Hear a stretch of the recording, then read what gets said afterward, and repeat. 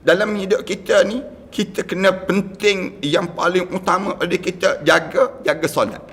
Jaga solat ni kena jaga pada diri kita. Jaga solat artinya jaga Allah. Orang yang tinggalkan solat artinya dia tinggalkan Allah dalam diri dia. Itu cara yang kita kena faham. Bila kita jaga solat dalam hidup kita, maksudnya kita sedang membahagiakan hidup kita. Tapi orang yang hidup dia tak jaga solat, maknanya dalam hidup dia sedang mengsensarakan diri dia, menjadikan hidup dia penuh dengan kecelakaan. Tanyalah orang-orang yang kena kecelakaan dalam hidup. Dunia baru. Kalau kita tanya pada diri dia, macam mana keadaan pada diri kamu? Punca apa yang kamu jadi macam ni? Tanya orang yang sengsara dalam hidup mereka ni. Mereka akan jawab apa dia? Antara sebab kerana aku tinggalkan solat. سنخوض معاركنا معهم وسنمضي جموعا نردعهم ونعيد الحق المغتصب وبكل القوة ندفعهم بسلاح الحق البتار سنحرر أرض الأحرار ونعيد الطهر إلى القدس من بعد الذل وذا العار سنخوض معاركنا معهم وسنمضي جموعا نردعهم ونعيد الحق المغتصب وبكل القوة ندفعهم وسنمضي ندك معاقلهم بدبيل دام يقلقهم وسنمحو العار بأيدينا وبكل. Assalamualaikum warahmatullahi ta'ala wabarakatuh. Alhamdulillahi rabbil alamin. Wassalatu wassalamu ala ashrafil anbiya wal mursalin wa ala alihi wa sahbihi ajma'in. Subhanaka la ilma lana illa ma 'allamtana innaka antal alimul hakim.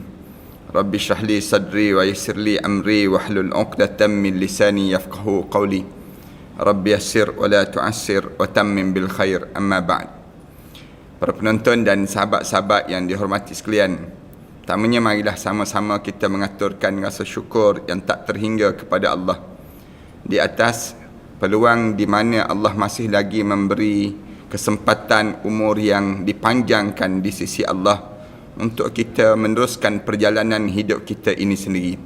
Dan dalam perjalanan hidup kita ini, bukanlah kita dijadikan oleh Allah dalam keadaan sia-sia, tetapi Allah jadikan perjalanan hidup kita ini penuh dengan peribadatan kepada Allah Subhanahu wa taala.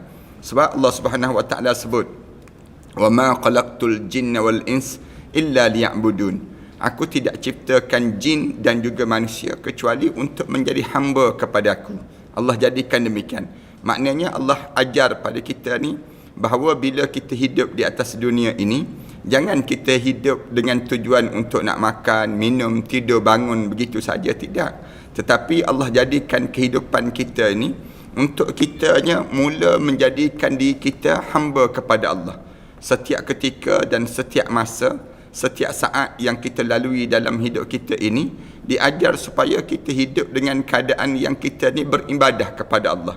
Beribadah kepada Allah ini satu sikap yang mesti berlaku dalam kehidupan kita seharian, dalam kehidupan kita, dalam perbuatan kita. Apa sahaja yang kita buat, biar kita menjadi ibadah kepada Allah Subhanahu Wa Taala. Antara sebab kenapa hidup kita ni tertekan dalam hidup kita ataupun stres. Ramai orang kita ni melalui ujian ini, ujian stres, ujian yang disebut dengan tekanan hidup, gaya hidup dia jadi dalam keadaan yang tak menentu. Punca apa dia? Punca kerana kita tak jadi hamba kepada Allah. Bila kita sudah jadi hamba selain daripada Allah, maka hidup kita ni akan jadi tekanan. Hidup kita ni jadi kesusahan dan kesukaran. Kerana apa dia? Kerana kita sudah menjadi hamba kepada selain daripada Allah. Misal contoh, saya buat contoh yang mudah. Bila kita hidup dalam keadaan kita fikir tentang makan setiap hari, misal contohnya, kita jadi stres kan. Kemarin dah makan dah, hari ni makan pula. besok makan lagi, lusa makan lagi. Bila kita sentiasa fikir tentang mengenai makan, lalu kita akan sibuk tanya, nak makan apa? Nak makan apa? Makanan tu menjadikan diri kita ni, bila kita sentiasa fikir nak makan, nak masak apa, nak yang demikian, maka timbul tekanan dalam hidup. Tekanan dalam hidup kita. Tu contoh yang mudah, bab makan saja. Belum lagi cerita tentang mengenai bab komunikasi. Bila kita banyak komunikasi suami isteri dalam hidup kita ni, ada je benda yang kita akan jadi rasa stuck, ataupun rasa ada yang tersumbat. Cakap sikit ada benda yang salah. Cakap sedikit, kadang-kadang kita bercakap tu ada benda yang menyebabkan kita ni jadi rasa tak selesa di antara satu sama lain. Punca apa dia? Punca bila kita tidak beribadah kepada Allah. Dalam hidup kita ni Allah ajar, kalau kamu jaga ibadah dalam hidup kamu, kamu jaga diri kamu ni jadi hamba kepada Allah, kamu tidak akan jadi rasa tekanan dalam hidup.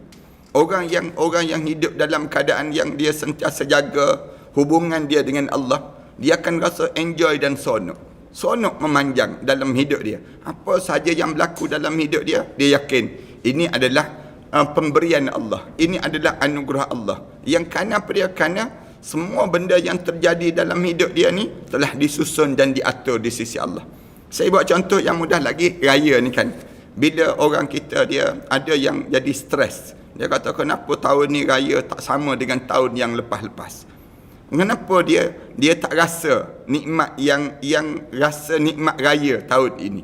Padahal kita tetap beraya, tapi kenapa kita tak rasa nikmat raya tersebut? Raya yang kita lalui ini. Jawabnya kerana apa dia? Kerana kita fikir bahawa raya tu mesti jadi macam raya-raya yang lepas-lepas. Itu yang menyebabkan kita jadi stres.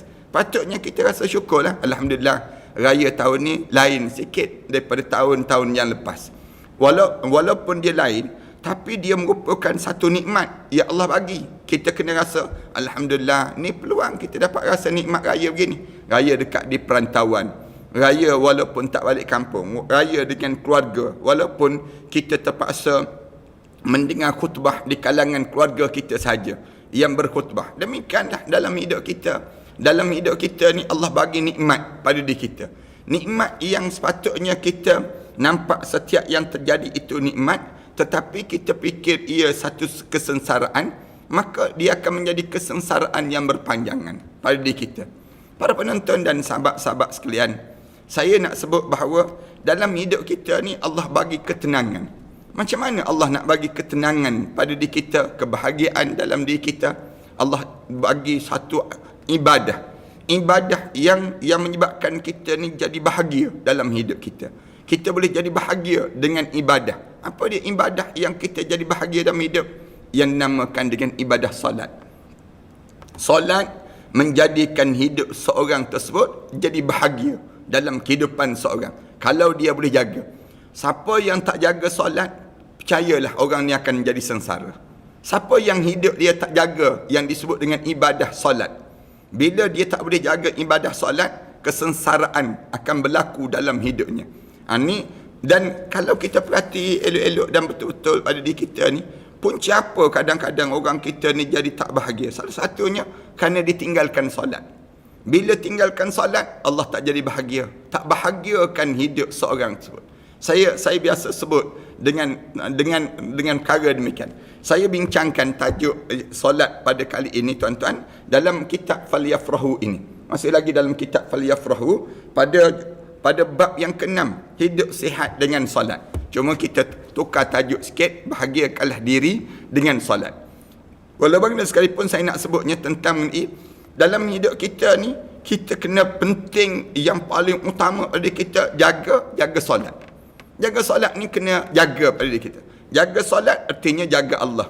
Orang yang tinggalkan solat artinya dia tinggalkan Allah dalam diri dia. Itu cara yang kita kena faham. Bila kita jaga solat dalam hidup kita, maksudnya kita sedang membahagiakan hidup kita. Tapi orang yang hidup dia tak jaga solat, maknanya dalam hidup dia sedang mensengsarakan diri dia, menjadikan hidup dia penuh dengan kecelakaan. Tanyalah orang-orang yang kena kecelakaan dalam hidup. Dunia baru. Kalau kita tanya pada diri dia, macam mana keadaan pada diri kamu? punca apa yang kamu jadi macam ni? Tanya orang yang sengsara dalam hidup mereka ni. Mereka akan jawab apa dia? Antara sebab kerana aku tinggalkan solat. Bila aku tinggalkan solat, hidup aku jadi tak bahagia. Tuan-tuan ingat ke, kalau tuan-tuan bekerja bertungkus lumus dalam hidup tuan-tuan buat kerja hebat dan sebagainya, tiba-tiba tuan-tuan dapat duit yang banyak, rezeki yang banyak, kemudian nampak sebab tuan-tuan ingat bahagia ke hidup tuan-tuan? Tak, tuan-tuan. Allah tak jadikan kebahagiaan dengan kemaksiatan. Bila kita meninggalkan solat, maknanya kita sedang berbuat maksiat. Bila kita jaga solat, artinya kita sedang menjaga yang disebut dengan sebuah kebahagiaan yang Allah anugerahkan dalam kehidupan seseorang. Ini konsep yang kita kena faham pada diri kita. Kalau orang yang kata saya nak bahagia, macam mana cara saya nak bahagia? Kita sebut jaga solat. Jaga solat menjadikan kehidupan seorang jadi bahagia. Kalau ada orang kata, bagaimana saya nak hidup saya dalam keadaan penuh dengan ketenangan, dalam keadaan penuh dengan pada kita keseronokan dan kegembiraan, bagi tahu pada mereka, kamu jaga solat. Bila kamu jaga solat, menyebabkan dalam hidup kamu akan jadi penuh kebahagiaan, penuh kebaikan dan penuh kenikmatan yang Allah kurniakan pada diri kamu. Ini nak sebutnya gambaran apa dia? Jaga solat. Sebab tu Allah Subhanahu Wa Taala dalam bab solat, Allah ajar pada diri kita ni, arahkan diri kita, arahkan keluarga kita, arahkan masyarakat kita supaya jaga solat. Sehingga kena ada hukum terhadap orang yang meninggalkan solat. Allah ajar pada orang yang cuma di negara kita ni tak ada hukuman tersebut. Orang yang meninggalkan solat, dia ada hukuman dia. Hukuman apa dia? Hukuman dipenjarakan dia. Dalam kitab disebut demikian. Orang ni mesti ditangkap. Pihak pemerintah kena tangkap orang yang meninggalkan solat.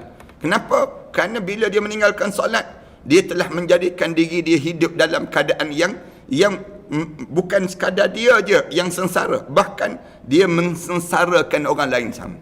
Sampai peringkat demikian. Allah ajar di peringkat diri kita, aqimus salah wa atuz zakah. Ini Allah ajar sebut pada setiap seorang, kamu dirikan sembahyang dalam hidup kamu, tunaikanlah zakat. Kemudian untuk keluarga kita, Allah Subhanahu Wa Taala sebut, wa'mur ahlaka bis salah wastabir 'alaiha. Arahkan keluarga kamu ni supaya solat, jaga solat. Dan kamu kena tahan dalam keadaan yang demikian, kamu kena didik dengan keadaan mereka ni jaga solat ini sendiri.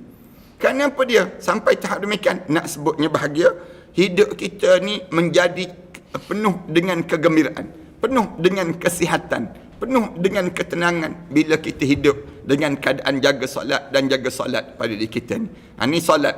Dan dalam hidup kita ni, maksud solat ni, jaga solat ni, solat 5 waktu.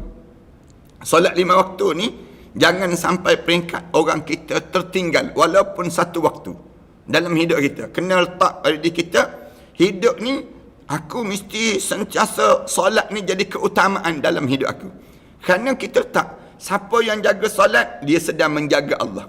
Siapa yang tak jaga solat, dia sudah dalam keadaan yang dia telah mencuaikan hubungan dia dengan Allah. Yang ni yang menyebabkan Islam diajar supaya diri kita ni jaga solat. Kalau kita tak jaga solat ni, maknanya kita ni dengan Allah kita acuh tak acuh dalam hidup kita. Sedangkan kita tak malu ke kita dapat nikmat yang banyak, rezeki yang banyak, segala apa yang ada ni semua diberi oleh Allah kepada hamba-Nya. Tiba-tiba kita yang menjadi hamba dia ni, kita tak jaga solat kita dengan dia. Pelik betul dalam hidup kita. Orang kita ni, orang sebelah Asia ni terutamanya, dia jaga puasa tapi solat dia tak jaga.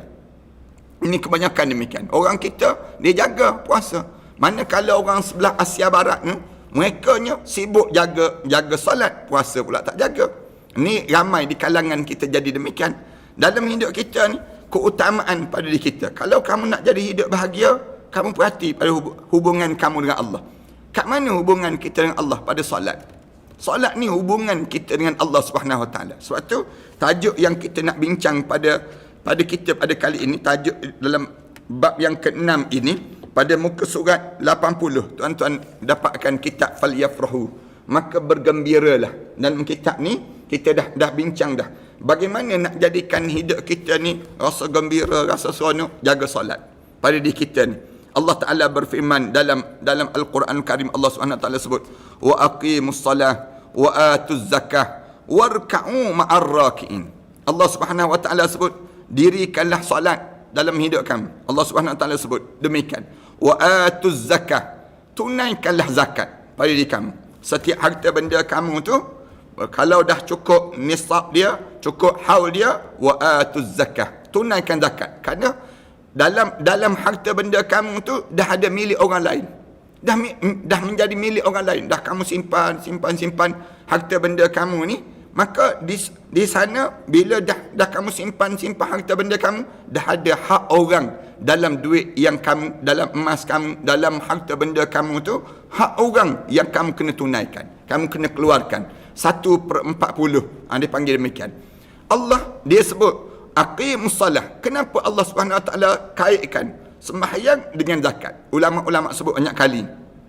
Sembahyang hubungan kamu dengan Allah. Manakala zakat hubungan kamu dengan makhluk. Hablum minallah wa hablum minan nas. Ini kalimah yang biasa kita dengar ni. Kalimah yang disebut kamu jaga hubungan dengan Allah. Wa hablum minan nas, jaga hubungan kamu dengan manusia. Ni nak sebutnya pada diri kitanya dalam hidup kita ni, dalam bab hubungan dengan Allah, kamu jaga yang dinamakan dengan jaga diri kamu dengan solat. Bila kamu jaga solat, maknanya kamu jaga hubungan kamu dengan Allah. Bila kamu jaga zakat, maknanya kamu keluarkan zakat, kamu sedekah dan sebagainya, maka di saat tersebut kamu sudah menjaga hubungan kamu dengan manusia. Lalu Allah Subhanahu Wa Ta'ala sebut warka'u ma'ar raki'in, dan kamu rukuklah bersama dengan mereka yang rukuk. Maksudnya apa dia? Semayang berjemaah lah kamu. Warka'u, kamu duduk rukuk bersama dengan mereka. Satu-satu ibadah yang kalau tuan-tuan perhati betul-betul, ibadah hanya Islam mengajar umat ni jadi rukuk. Ibadah lain, orang-orang lain tak ada rukuk, tak ada. Kaedah mereka sujud je. Mereka sujud, kemudian sama ada mereka tegak, sama ada mereka dalam keadaan yang namakan dengan apa dia, sujud. Tapi Allah Subhanahu Wa Ta'ala sebut warka'u, rukuklah kamu ma'ar raki'in, bersama dengan mereka-mereka yang rukuk. Ini hebatnya Islam dalam ibadah dia ajar supaya rukuk. Cuba perhati dalam agama lain, ada ajar manusia jadi rukuk? Tak ada. Pada mereka ajar sujud saja. Tapi Islam dia ajar ada qiyaman wa qu'udan, ada duduk.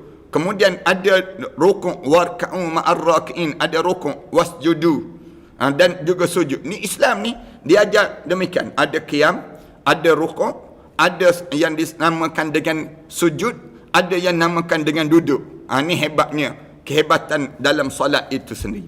Semua tu menyihatkan badan kamu, membahagiakan hidup kamu. Kenapa rukuk? Nak betulkan tulang-tulang kita ni, perjalanan hidup kita ni. Kalau kita berjalan tegak je dalam masa yang sama kita ni akan jadi tulang-tulang kita ni dalam keadaan yang menjadi keras. Lalu Allah Subhanahu Wa Ta'ala dia ajar dalam hidup kamu nak suruh betul tulang kamu, betul tubuh badan kamu jadi sihat, kamu rukuk. Dalam solat mesti melalui solat. Kalau kamu buat dalam keadaan yang biasa, rukuk biasa, kamu tak jadi, kamu tak sihat. Tapi tulang belakang kita sakit belakang. Saya sebut banyak kali lah sebelum daripada ni, bila ada rancangan TV sebelum daripada ni jemput saya cerita tentang mengenai bagaimana sihat dengan solat. Bagaimana sihat dengan solat, saya pernah cerita bagaimana Allah jadikan qiyam ada kesihatan. Bila kita rukuk ada kesihatan. Bila kita rukuk macam mana kita jadi sihat? Sihat apa dia? Sihat tulang belakang. Para alim ulama sebut demikian. Sihat sendi-sendi kita. Sendi-sendi kita ni akan jadi sihat bila kita ni jaga ibadah kita. Ini kelebihan dan kehebatan, dia panggil demikian. Sebab tu kalau kita perhati orang-orang yang soleh, dia jaga sangat solat. Kenapa? Solat ni bagaikan senaman untuk menyihatkan badan. Sebab tu Allah Subhanahu Wa Ta'ala sebut, selain daripada Allah sebut aqimus salah, Allah Subhanahu Wa Ta'ala sebut warka'u, berrukuklah kamu. Bila kamu rukuk, menyebabkan di waktu mana kamu rukuk ni, tubuh badan kamu akan jadi sihat. Dan selain daripada itu, aliran darah ini akan mengalir dengan cara yang tepat. Selain daripada berdiri, kemudian kita rukuk, kemudian sebelum daripada kita sujud, Allah jadikan kita rukuk. Aliran darah kita ni akan kitar dengan keadaan kitar yang indah, kitaran yang tersusun. Hebatnya Allah jadikan melalui rukuk. Bila kita rukuk, menyebabkan badan kita ni, aliran darah kita ni akan betul sampai pada tempat yang sasaran yang tepat, yang menyebabkan badan kita ni Allah akan jadikan kebaikan dan kesihatan yang bertambah dalam hidup. Kita kata tu ustaz, ada orang yang dia dalam keadaan dia solat tapi dia sakit juga belakang. Ada juga. Maksudnya di kalangan kita sama ada solat kita tak sempurna, ataupun solat kita ni ada yang menyebabkan solat kita ni ada yang cacat dan sebagainya. Mengikut kaedah agamanya, bila kamu solat dengan betul, tubuh badan kamu akan jadi sihat. Itu cara dalam yang salah kita, bukan yang salah agama. Kita kena faham demikian. Ada orang tanya, kenapa saya jaga solat tapi dalam masa yang sama saya kena juga sakit tulang belakang saya. Itu kesilapan kita, bukan kesilapan agama. Kita kena faham perkara demikian. Salah kita lah tu, sama ada kita salah dalam cara kita solat, sama ada salah kita dengan cara kita berinteraksi dengan Allah. Itu kesalahan, kelemahan kita. Tapi kaedah agamanya, bila kamu ni sentiasa jaga solat dalam hidup kamu, Allah akan jadikan kesihatan tu bertambah dan bertambah pada diri kamu. Itu cara demikian. Kemudian firman Allah Ta'ala lagi, atamuruna an-nasa bil birri wa tansawna anfusakum wa antum tatluna al-kitab afala ta'qilun. Apakah patut di kalangan manusia ni kamu menyuruh manusia melakukan kebaikan, kamu suruh orang solat, wa tansawna anfusakum, kamu lupa pada diri kamu sendiri. Kamu lupa pada diri kamu. Di antara albir di atas dunia ni, kebaikan yang banyak di atas dunia ni apa dia? Solat. Ramai orang kita ni, dia suruh orang solat tapi dia sendiri tak solat. Ramai di kalangan kita demikian. Suruh anak-anak dia, bahkan dia rasa seronok tengok anak dia solat, rakam pula tu anak dia solat, kemudian post dalam Facebook, yang dia sendiri tak solat. Dia, Allah Subhanahu Wa Taala cerita orang yang jadi demikian. Atamuruna an-nasa bil birri.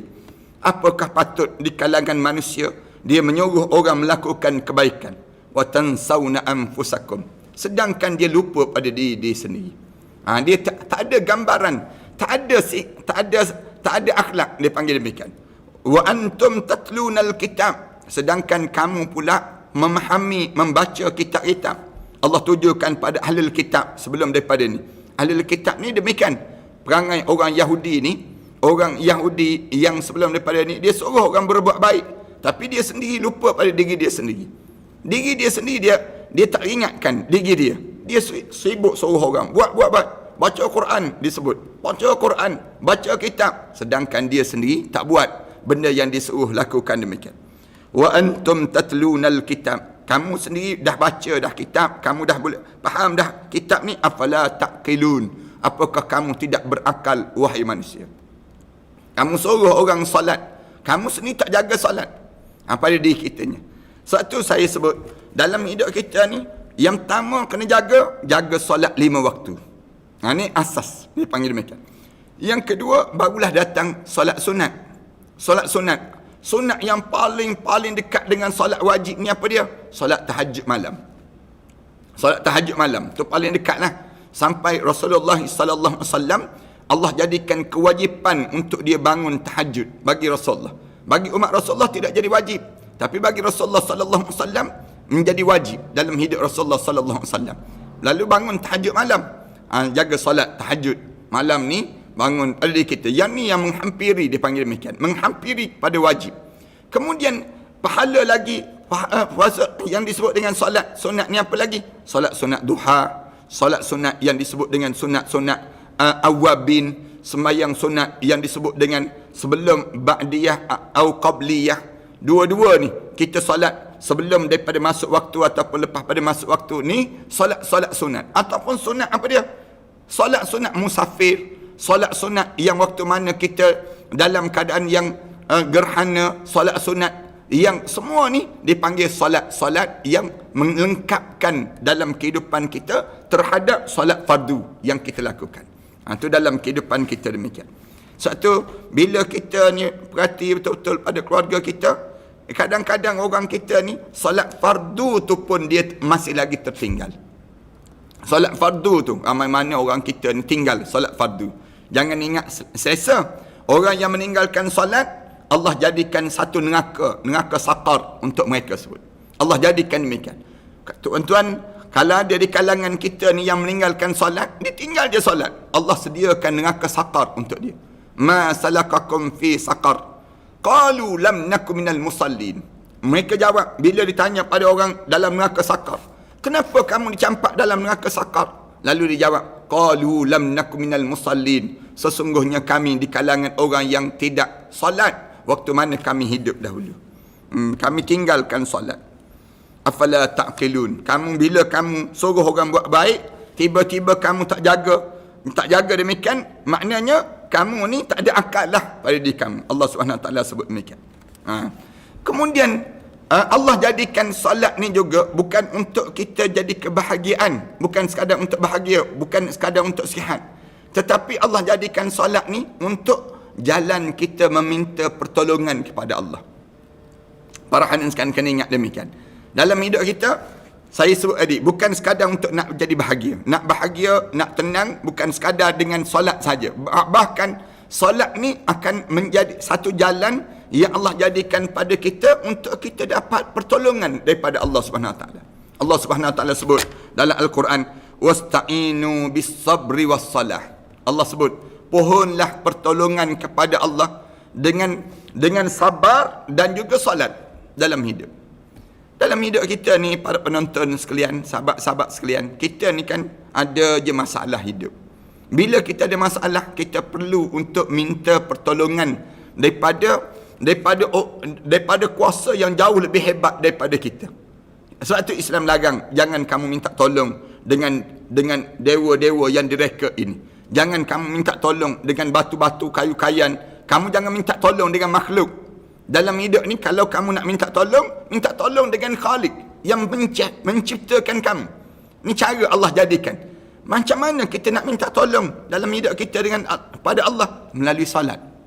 Bila kita salat, selesai saja kita salat, selesai daripada kita melaksanakan ibadah salat, minta tolonglah dengan Allah. Bagi tahu pada Allah, ya Allah, aku ni begini. Pada Allah Subhanahu Wa Taala. Minta dengan Allah Subhanahu Wa Taala demikian. Ni nak gambarkan tentang apa dia? Tentang bagaimana jaganya hubungan kita dengan Allah Subhanahu Wa Taala tersebut. Ini orang kita, dia nak minta tolong, dia minta tolong dengan makhluk. Akhirnya makhluk dia tak boleh memberi pertolongan pada dia. Dia jadi kecewa dalam hidup dia. Dia minta tolong dengan apa dia? Bos dia tak boleh tolong dia. Bos dia tak kat mana boleh tolong. Kita minta tolong dengan Perdana Menteri. Berapa lama Perdana Menteri boleh tolong kita? Kita boleh minta tolong dengan orang yang apa dia ada kuasa dan sebagainya. Berapa lama orang tu boleh tolong kita? Tak lama pun orang boleh tolong kita. Yang betul boleh tolong kita apa dia? Allah dalam hidup. Oleh demikian, wasta'inu bis sabri was salah. Pohonlah pertolongan kamu kepada Allah dengan sabar dan juga salat. Cara nak minta tolong pada Allah, kamu salat. Kalau kamu tak solat, kamu payah untuk kamu jadi dalam hidup kamu ni menjadi orang yang dia jaga, yang dinamakan dengan hidup dia, jaga dia kepada Allah Subhanahu Wa Taala tersebut. Allah Subhanahu Wa Taala sebut, wasta'inu bis sabri was salah wa innaha lakabiratun illa 'alal khashiin. Lalu Allah Subhanahu Wa Taala sebut, sesungguhnya benda yang kamu lalui ini lakabirah, sudah pasti akan menjadi semakin besar, semakin sukar dan semakin sukar. Bila kamu ni dalam keadaan sebegini, kamu akan jadi apa dia? Bila kamu tak jaga solat dalam hidup kamu, semakin beban dalam hidup kamu. Bila kamu tak jaga solat, wa innaha lakabirah, akan pergi kepada satu benda yang membebankan pada diri kamu. Semakin berat dalam hidup kamu. Lakabirah illa 'alal khashiin, kecuali kepada orang yang jadi ringan dalam hidup kamu bila? Bagi orang yang khusyuk kepada Allah Subhanahu Wa Taala. Illa 'alal khashiin, kecuali bagi mereka yang khusyuk kepada Allah Subhanahu Wa Taala. Ini maknanya dia tak akan jadi besar lah. Kalau masalah hidup kamu tu, bila kamu semakin kamu jaga solat, Allah Subhanahu Wa Taala sebut, jaga kamu solat dalam hidup kamu, kamu semakin sabar dan kamu semakin tabah dalam hidup kamu, kamu akan menjadikan diri kamu ni kekuatan dalam hidup kamu. Lalu masalah yang kamu lalui ni semua jadi kecil, semakin mengecil pada diri kamu tersebut. Allahu Akbar. Hebat kan dalam hidup kita ni yang disebut dengan solat. Tapi orang kita, dia tak rasa penyelesaian dalam hidup dia dengan solat.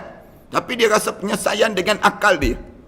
Dia rasa demikian. Aku lebih cerdik daripada aku jaga solat. Dia rasa demikian. Dalam hidup dia rasa aku ni lebih hebat. Bila dalam hidup aku ni sentiasa apa dia? Sentiasa jaga akal aku tak jaga yang disebut dengan solat ni sendiri. Bukan demikian. Jaga solat. Dengan bila kita jaga solat, maka di waktu ini kita akan jadi, semua masalah kita akan menjadi ringan dan kita akan jadi mudah melalui kehidupan kita. Dalam masa yang sama, kita kena ingat juga, solat ni merupakan asas dalam agama kita. Tiang dalam tu badan kita ni. Kalau tuan-tuan tengok bangunan itu tegak-tegak, tinggi-tinggi tu, kenapa? Kerana dia ada asas. Dia ada asas. Kita dalam hidup kita ni, kita mesti ada asas. Asas kita apa dia? Segala benda kehidupan kita ni bertitik tolak daripada solat. Itu dia panggil demikian. Kadang-kadang kan, kalau kita tanya, kenapa orang kita ni kalau raya, dia nak balik kampung? Dia jawab, nak jumpa dengan ibu dan ayah. Kenapa dengan ibu ayah? Kenapa dengan ibu ayah? Dia jawab, kerana itu merupakan asas dalam kekeluargaan kami. Datangnya kami ni kerana asas kami ibu dan ayah. Baik, demikian juga dengan jasad kita. Jasad kita ni ada asas. Asas pada jasad kita ni apa dia? Solat. Tiang yang mengukuh dalam jasad kita. Kenapa orang kita, kalau dia ada masalah, dia ada dalam apa-apa pun, dia tak balik pada asas? Kenapa kita ni pergi selain daripada yang namakan dengan yang digambarkan dalam hidup kita ni sebagai ketaatan pada Allah Subhanahu Wa Taala, kita tidak balik pada perkara yang asas. Asas kita apa dia? Salat. Rasulullah sallallahu alaihi wasallam sebut, as-salatu imaduddin. Rasulullah sebut demikian. Sembahyang ni asas dalam hidup beragama. Paman aqamaha faqad aqamaddin. Siapa-siapa yang mendirikan solat, dia sedang mendirikan agama. Wa man tarakaha faqad hadamaddin. Rasulullah sebut, siapa-siapa yang dia meninggalkan solat, dia sedang menghancurkan agama dalam tubuh badan dia. Itu maknanya besarnya nilai solat.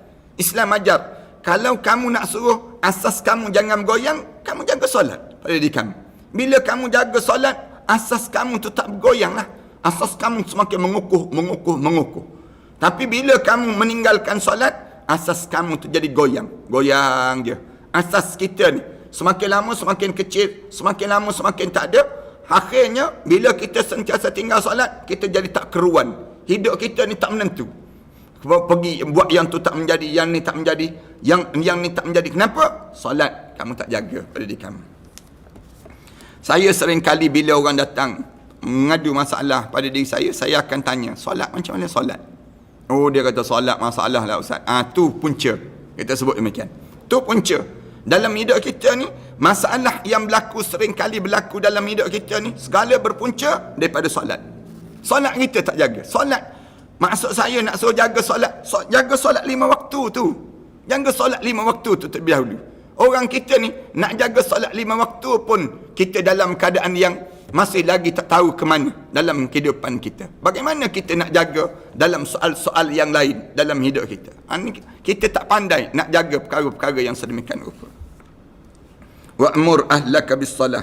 Lalu Allah Subhanahu wa taala sebut, solat ni wastabir 'alaiha la nas'aluka rizqa. Allah Subhanahu wa taala sebut, suruhlah keluarga kamu untuk solat. Wastabir 'alaiha, dan kamu hendaklah tekun bersabar menunaikannya. Allah Subhanahu wa taala sebut demikian. La nas'aluka rizqa. Aku tak mengharapkan daripada kamu rezeki kepada aku. Bila kamu tak solat pun bukan kerana aku nak suruh kamu solat itu maka datang rezeki pada aku, tak. Tapi wal akibatu lil. Kemudian Allah Subhanahu wa taala sebut, nahnu narzukuka. Kerana aku yang bagi rezeki pada kamu. Allah kaitkan dengan ayat ni. Wa'mur ahlaka bis-salah wastabir 'alaiha la nas'aluka rizqa. Aku tak mengharapkan pada kamu rezeki. Kamu kena ingat, bukan aku nak supaya kamu bila kamu jaga solat maka rezeki aku bertambah. Bukan aku ni bertambah kerana rezeki solat kamu, tak. Tapi nahnu narzuk, yang bagi rezeki pada dalam hidup kamu akulah. Macam mana aku nak bagi rezeki pada kamu, nak jadikan diri kamu ni bahagia dalam hidup? Kamu jaga solat lah. Bila kamu jaga solat, wal aqibatu lit taqwa, lalu Allah Subhanahu wa taala sebut, dan kesudahan yang baik bagi orang yang dia menjaga solat, artinya dia mendapat takwa dalam kehidupan dia. Cara Allah ajar pada kita demikian. Wal aqibatu lit taqwa, Allah ajar demikian pada kita. Kalau kamu dah solat, kamu akan jadi manusia yang bertakwa pada Allah Subhanahu wa taala. Allahu akbar. Meninggalkan ibadah solat bermaksud membuang asas beragama, mempercepatkan azab dalam hidup seorang, kemudian mendukacitakan hidup. Siapa-siapa yang dia tinggal solat, dia akan duka cita dalam hidup dia. Orang yang tinggal solat ni macam orang yang hidup dia dalam keadaan apa dia? Dia makan hisap dadah lah. Bagaikan orang yang tagih dalam diri dia, hidup dia dengan arak, ketagih yang benda-benda yang kotor. Jadi, orang yang hisap dadah ni bahagia ke tuan-tuan? Tak. Tuan-tuan ni ke orang yang minum arak ni bahagia ke dalam hidup dia? Tak. Allah jadikan kesesaraan. Badan dia busung, akal dia hilang, kemudian keluarga dia entah ke mana. Minum arak sampai peringkat mabuk, menjadikan rosak dalam kehidupan, langgar orang dan sebagainya. Ni nak gambarkan tentang ni orang yang hidup dalam keadaan yang dianya sendiri tak jaga perintah Allah Subhanahu wa taala. Lepas kita dalam tempoh sebegini, kita sentiasa minta supaya desakan berlaku pada pihak pemerintah, tolonglah dalam tempoh sebegini kita ambil peluang untuk apa dia? Yang kalau boleh susun kembali masyarakat kita ni. Jangan arak yang terbebas, dalam keadaan yang bebas begitu, jangan. Kemudian orang yang nak minum arak ni, dia kena minum tempat dia. Jangan minum kemudian lepas pada sebut dalam keadaan yang dia bebas untuk dia nak naik kenderaan, bawa kenderaan, langgar orang, mati orang dan sebagainya. Pihak pemerintah kita minta sangat, pihak pemerintah yang kerajaan baru ni melaksanakan secepat mungkin undang-undang sebegini. Dan kita minta supaya kita desak kilang-kilang arak ni mesti diperkecilkan ataupun ditiadakan, supaya apa dia? Masyarakat kita ni hidup dalam keadaan harmoni, hidup dalam keadaan lebih tersusun pada diri kita. Ni hidup ni jadi tekanan pada kita dalam suasana masyarakat yang sebegini. Ni tanggungjawab lah, tanggungjawab orang yang ada kuasa. Pelik kan? Kawasan orang Islam tiba-tiba penuh dengan benda-benda yang memabukkan. Tu kerana apa dia? Kerana bila kita ni dah mula tinggalkan solat, masuklah benda-benda yang macam tu. Jaga pada diri kita dengan solat, keutamaan pada diri kita. Bila kita boleh jaga yang demikian, insya-Allah kita akan jadi selamat pada diri kita. Dan kita konsisten sebut demikian. Sama ada zaman dahulu, zaman sekarang, zaman kerajaan mana pun kita sebut arak tetap jadi haram, memabukkan. Kena susun balik. Saya waktu mana jadi ahli majlis Bandaraya Shah Alam, di antara benda yang kita sentiasa tekankan ialah tentang arak ni, soal arak. Kenapa dia jual terbuka sangat? Kenapa dia diberi lesen di tempat-tempat yang awam dan sebagainya? Pada orang-orang yang ramai boleh nak akses beli arak tu mudah. Padahal nak beli dadah tak boleh. Beli arak dalam keadaan yang senang. Padahal Rasulullah sallallahu alaihi wasallam ajar pada kita, arak ni ummul khaba'is, ibu kepada segala maksiat. Ibu segala kemaksiatan. Punca apa jadi demikian? Puncanya nak sebutnya kerana kita tak faham bahawa di antara benda yang paling utama pada kita untuk kita nak jaga solat. Apa mana jaga solat? Barulah kamu dalam keadaan kamu jaga yang lain yang menyebabkan diri kamu selamat. Sebab tu Allah kaitkan dengan solat ni dengan arak. La taqrabus solah wa antum sukara. Jangan kamu dekat dengan solat sedangkan kamu dalam keadaan mabuk. Allah kaitkan dengan cara demikian. Kenapa Allah kaitkan? Nak sebutnya gambaran bagaimana ada di kalangan umat manusia yang hidup dia dalam keadaan yang sibuk dengan urusan dunia sehingga tertinggal yang disebut dengan urusan akhirat Allah Subhanahu Wa Taala, yang dia kena pergi ke akhirat Allah Subhanahu Wa Taala kehidupan. Sebab tu siapa yang meninggalkan solat mendukacitakan hidup. Dukacita sungguhlah hidup kita. Kemudian menghilangkan keberkatan rezeki. Siapa-siapa yang meninggalkan solat, gaji dia, segala upah dia, segala ganjaran dia, semua tak ada keberkatan. Hilang berkat terus. Kerja sejak daripada pagi sampai pada tengah malam baru balik ke rumah. Balik-balik penat, tidur. Tapi yang dia sendiri tak solat, hilang berkat rezeki dia. Yang ni yang menyebabkan pada diri kita ni, dalam hidup kita ni, kita dapat kadang-kadang banyak dah. Kita rasa orang tanya berapa gaji? 9,000. Gaji 9,000. Lepas tu cukup ke? Tak cukup. Tak cukup. Allahu Akbar. Ada orang yang gaji 900. Kita tanya pada dia, cukup ke? Alhamdulillah Ustaz. Cukup bulan habis duit saya 900. Anak berapa orang? Anak 6 orang. 6 orang. Kamu boleh hidup ke dalam keadaan demikian?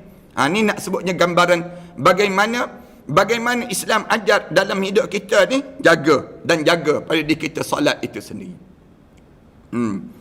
Jaga keberkatan hidup, menghilangkan keberkatan rezeki yang dapat. Siapa yang tinggalkan solat, kerjalah sebesar mana pun pangkat.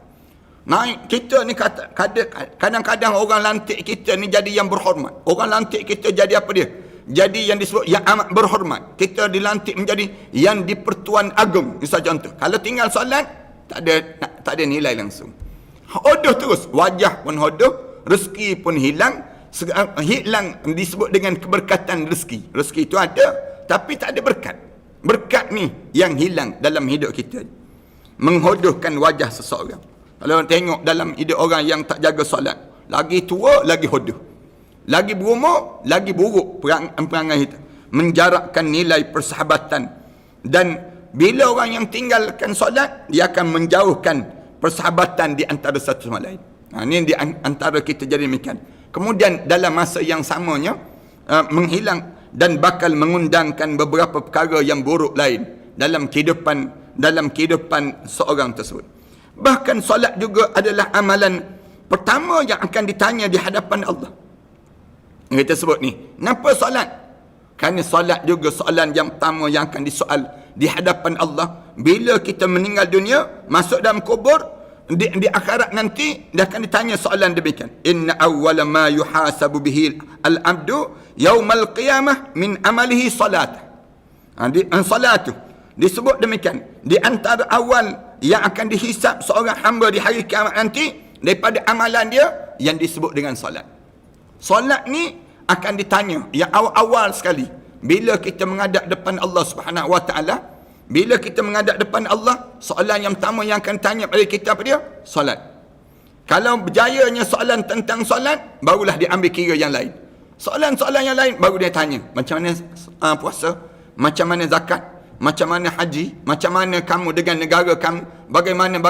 Semua ni dia akan disoal kita di waktu mana kita berada di akhirat Allah Subhanahu Wa Taala nanti. Ni di antara hebatnya solat kepada kesihatan tu. Tuan-tuan boleh tengok baliklah dalam perbincangan yang panjang. Bila kita solat, maka akan sihat tu badan kita dalam kehidupan kita ini sendiri. InsyaAllah tersambung pada akan datang nanti dalam membicarakan tentang tajuk yang ini. Mudah-mudahan tuan-tuan boleh rujuk balik dalam kitab Falyafrahu yang telah saya huraikan panjang dalam bab ini. Mudah-mudahan Allah bagi kebaikan yang terusan dalam kehidupan kita. Terima kasih di atas kesempatan yang baik ini. Terima kasih di atas kesudian tuan-tuan bersama sekejap. Mudah-mudahan Allah jadikan kebaikan ini berterusan dalam kehidupan kita. Bismillahirrahmanirrahim. Alhamdulillahirabbil alamin. Wassalatu wassalamu ala asyrafil anbiya'i wal mursalin wa ala alihi wa sahbihi ajma'in. Allahumma khtin ajalana bihusnil khatimah wa la taqtin ajalana bisu'il khatimah. Rabbana ja'alna muqimas salah wa min dzurriyyatina rabbana wa taqabbal du'a. Wahai Tuhan kami, jadikanlah kami orang-orang yang mendirikan salat. Wa min dzurriyyatina, dan juga zuriat-zuriat kami. Rabbana wa taqabbal du'a. Wahai Tuhan kami, terimalah doa-doa yang kami pohon ini ya Allah. Rabbana hab lana min azwajina wa dzurriyyatina qurrata a'yun waj'alna lil muttaqina imama. Rabbana atina fid dunya hasanah wa fil akhirati hasanah wa qina adzaban nar. Sallallahu ala Muhammad wa ala alihi wa sahbihi wasallam. Alhamdulillahi rabbil alamin.